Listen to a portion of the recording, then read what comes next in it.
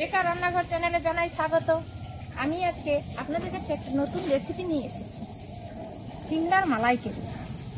দেখুন চিংড়ার মালাইকারি কিভাবে বানানো যায়, মশলাটা করে নিই চলুন। দেখুন বন্ধুরা, চিংড়া মাছটা নুন হলদির তেল মাখিয়ে নিচ্ছি।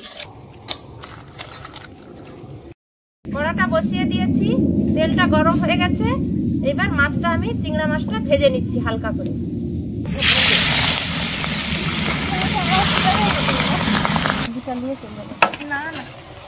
চিংড়া মাছটা ভাজা হয়ে গেছে, এইবার আমি তুলে নিচ্ছি।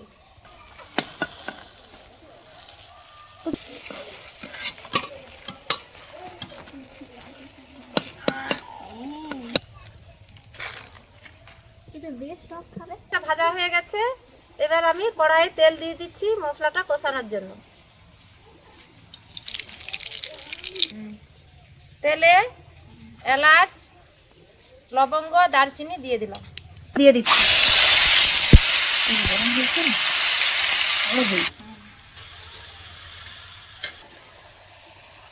মশলাটা দিয়ে দিচ্ছি তেলের মধ্যে। পরিমাণ মতো নুন দিচ্ছি, পরিমাণ মতো হলদি দিচ্ছি। এবার নেড়ে দিচ্ছি মশলাটা।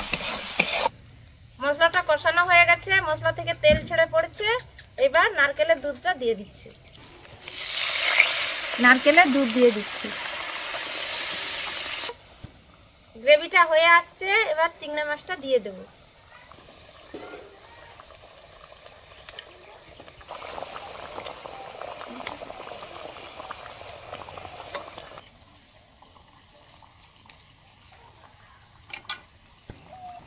বন্ধুরা, আমার রেসিপি কমপ্লিট হতে চলছে।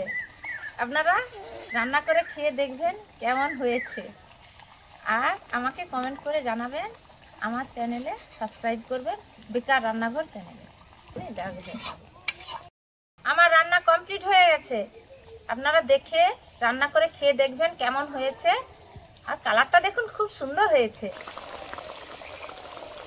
গ্রেভিটা যা হয়েছে না, নামিয়ে নিচ্ছি।